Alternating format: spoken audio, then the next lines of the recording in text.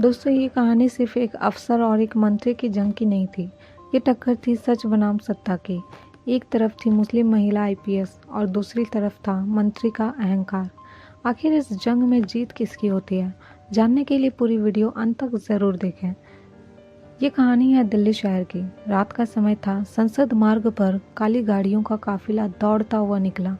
उन गाड़ियों में से एक गाड़ी पर लगा हुआ लाल बत्ती चमक चमक कर जैसे अपनी ताकत का अहंकार बिखेर रहा था।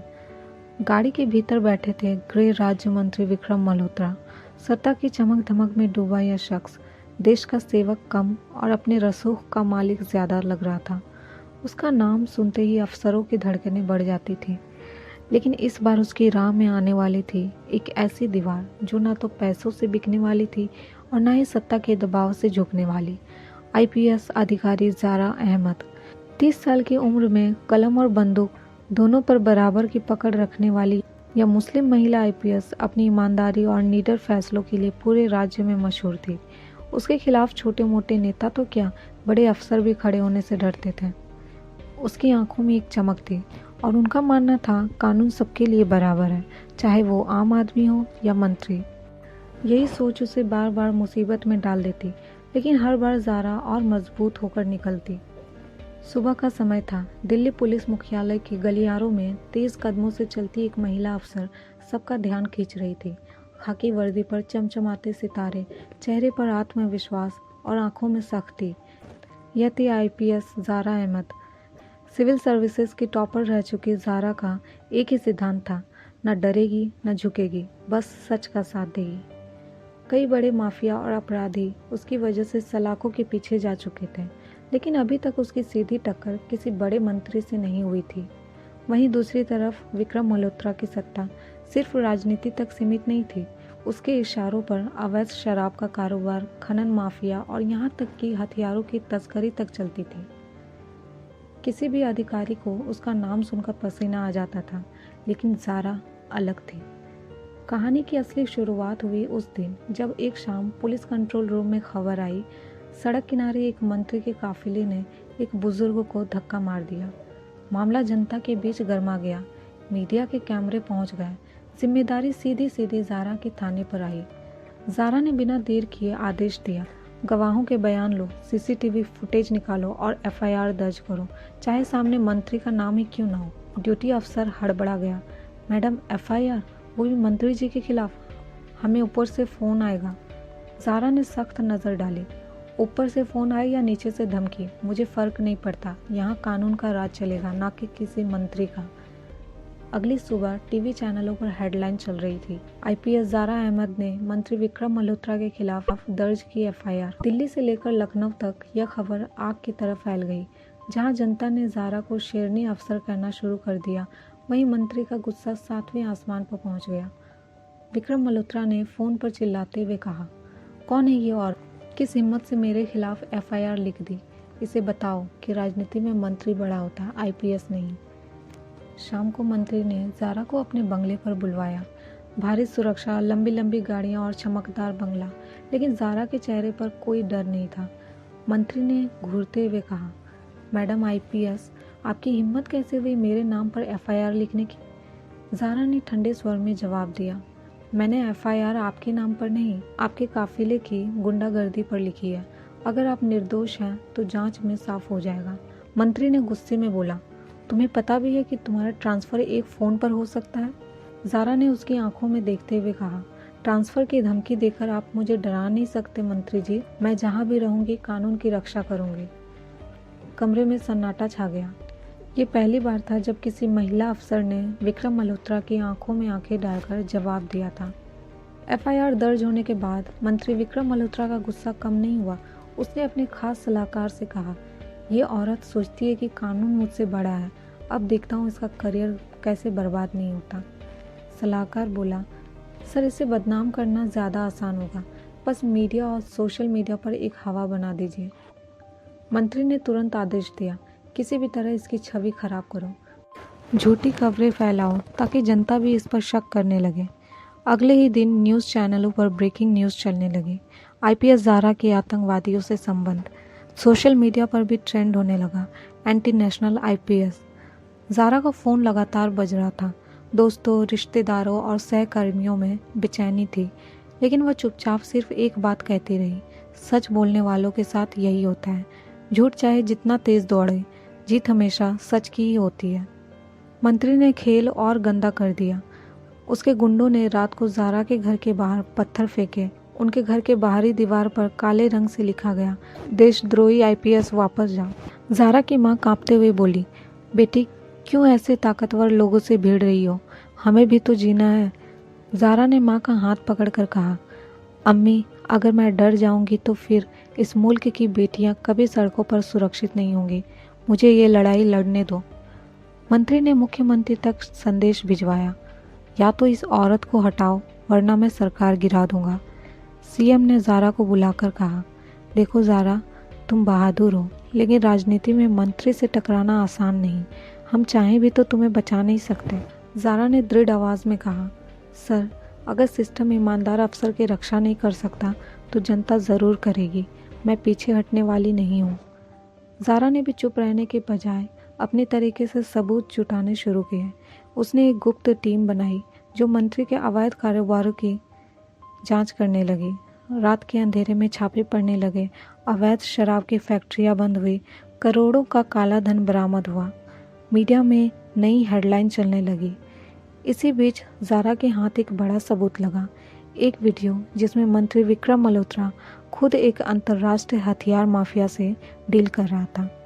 यह सबूत अगर सामने आ जाता तो मंत्री की राजनीति हमेशा के लिए ख़त्म हो जाती। लेकिन उसी रात ज़ारा को रोकने के लिए उसकी कार का ब्रेक फेल किया गया। गाड़ी सड़क किनारे पेड़ से टकराई। लोगों ने भागकर ज़ारा को बाहर निकाला। ज़ारा घायल थी, लेकिन उसकी आंखों में अब भी वही चमक थी। कार एक्सीडेंट के बाद ज़ारा को अस्पताल में भर्ती कराया गया। मीडिया बाहर डेरा जमाए बैठा था। हर चैनल यही दिखा रहा था, आईपीएस ज़ारा की कार दुर्घटनाग्रस्त।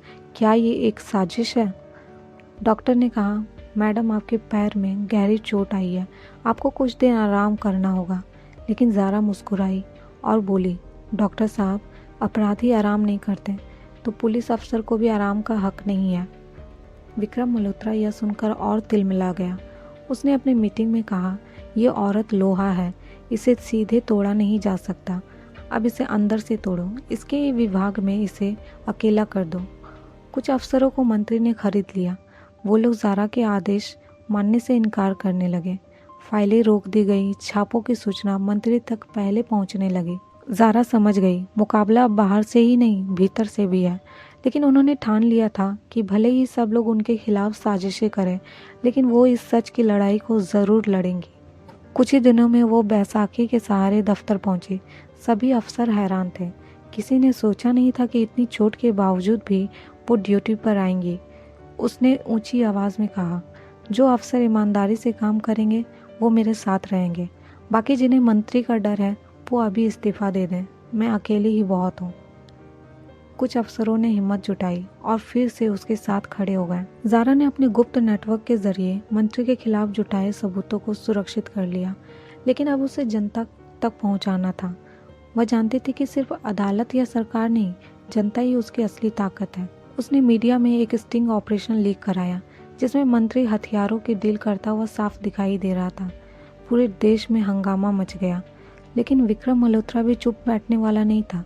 उसने अपने गुंडों से कहा, इस औरत का खेल खत्म कर दो, कल की सुबह यह देख ना पाए। उसी रात जब ज़ारा ऑफिस से लौट रही थी, उसकी गाड़ी का पीछा किया जा रहा था। गाड़ी से 4 हथियारबंद लोग उतरे और गोलियों की बौछार कर दी। ज़ारा ने तुरंत गाड़ी का दरवाज़ा खोला और अपनी सर्विस पिस्तौल निकाली और जवाबी फायर किया। मुकाबला 5 मिनट तक चला। आखिरकार गुंडे भाग निकले। ज़ारा के कंधे में गोली लगी, लेकिन उसकी आंखों में वही जज्बा था। स्टिंग ऑपरेशन के बाद सड़कों पर लोगों का गुस्सा उमड़ पड़ा। कॉलेज के छात्र, मजदूर, औरतें सब बैनर लेके निकल पड़े। ज़ारा देश भर की जनता की उम्मीद बन चुकी थी। विक्रम मल्होत्रा ने वकीलों और अफसरों संग मिलकर ज़ारा के खिलाफ फर्जी केस तैयार कराया। आईपीएस ज़ारा पर रिश्वत और गद्दारी का आरोप लगाया गया। मीडिया हेडलाइन बनी, आईपीएस ज़ारा पर सीबीआई जांच। दोस्त और साथी उससे दूर होने लगे। अम्मी बोली, बेटी, तेरे खिलाफ इतना कुछ हो रहा है, तू हार क्यों नहीं मान लेती? ज़ारा मुस्कुराई और बोली, अम्मी, सच के लिए लड़ने वाले अक्सर अकेले होते हैं। केस अदालत पहुंचा। मंत्री के वकील ने इल्ज़ाम लगाते हुए कहा, ये अफसर राष्ट्र विरोधी नेटवर्क से जुड़ी है, इन पर कड़ी कार्रवाई होनी चाहिए। पर ज़ारा ने अदालत में पेन ड्राइव पेश की। वीडियो चला, उसमें खुद मंत्री हथियारों की डील करते हुए पकड़ा गया। मंत्री के चेहरे पर हवाइयाँ उड़ गई। जज ने आदेश दिया, ये अदालत मंत्री विक्रम मल्होत्रा के खिलाफ जांच के आदेश देती है और आईपीएस ज़ारा को बरी करती है। कोर्ट तालियों से गूंज उठा। ज़ारा की आंखें नम थी, पर चेहरा गर्व से दमक रहा था। मंत्री विक्रम मल्होत्रा अब और भी खतरनाक हो चुका था। उसने ज़ारा को हराने की कसम खा ली थी। जेल के अंदर से ही उसने अपने गुंडों को आदेश दिया, आईपीएस ज़ारा अहमद को मार डालो। सुबह मॉर्निंग वॉक पे गुंडों ने ज़ारा पर हमला किया, लेकिन ज़ारा ने पलटकर जवाब दिया। 2 को वहीं मार गिराया, बाकी भाग निकले। तभी आसपास मौजूद स्थानीय लोगों ने दौड़कर गुंडों को घेर लिया। लोग चिल्ला रहे थे, ज़ारा अकेली नहीं है, अब पूरा शहर उसके साथ है। यह घटना पूरे देश में आग की तरह फैल गई। हजारों लोग जेल के बाहर नारे लगाने लगे, मंत्री को फांसी दो। सुनवाई के दिन अदालत खचाखच भरी थी। मंत्री हथकड़ी में भी मुस्कुरा रहा था। ज़ारा ने अदालत में सबूत के तौर पर मंत्री के सबसे करीबी सहयोगी को पेश किया, जिसने सबके सामने कबूल किया। मंत्री ने हथियारों की डील की और ज़ारा को मारने की साजिश रची। उसी वक्त अदालत के पास खड़ी कार से बम मिला, जिसे समय रहते निष्क्रिय कर दिया गया। भीड़ में सनसनी फैल गई। लोग समझ गए मंत्री आखिरी कोशिश भी हार चुका है।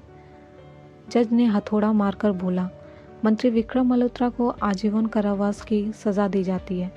देश की सुरक्षा से खिलवाड़ करने और भ्रष्टाचार में लिप्त होने के जुर्म में यह अदालत कोई नरमी नहीं बरतेगी। जेल की गाड़ी मंत्री को लेकर जा रही थी और दूसरी तरफ बाहर लोग ज़ारा के लिए नारे लगा रहे थे। ज़ारा की आंखें नम हो गई। आईपीएस ज़ारा की यह लड़ाई सिर्फ एक अफसर की जीत नहीं थी, यह हर उस ईमानदार नागरिक की जीत थी जो भ्रष्ट सत्ता के आगे झुकना नहीं चाहता। मंत्री का अहंकार जेल की दीवारों में कैद हो गया, लेकिन ज़ारा का साहस करोड़ों दिलों में आज़ादी की लौ बनकर जलता रहा। दोस्तों, आपको हमारी ये वीडियो कैसी लगी? वीडियो अच्छी लगी तो लाइक, कमेंट और चैनल को सब्सक्राइब करना ना भूलें।